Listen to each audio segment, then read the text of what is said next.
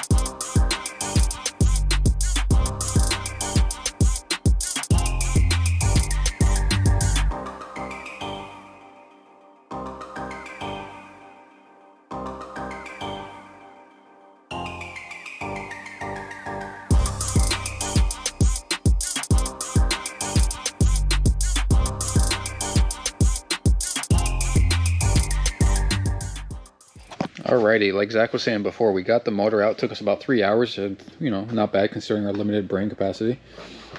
We left the AC compressor in because I didn't feel like draining the AC. I believe it works and it's charged properly, so without having to mess with that, we just disconnected the compressor, let it hang. Everything else is out of the way. The clutch cable is massive, which is kind of funny for the size of the truck. Anywho, so yeah, we're all set in here. I'm gonna start taking apart the motor. This isn't going to be a full rebuild because this thing just needs a clutch, timing chain, and reseal.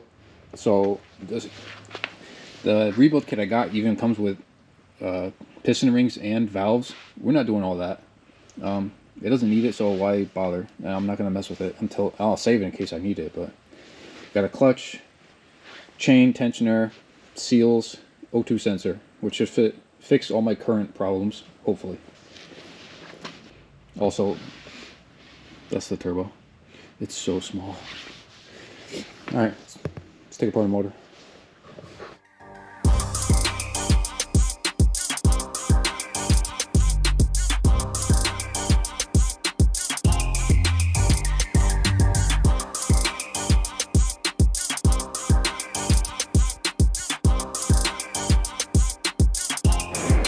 Right, so we're taking an intermission from engine building because I found out the rebuild kit I bought from Japan, made for a K6A, came with the wrong valve cover gasket, the wrong timing chain sprocket, and the wrong rear main seal.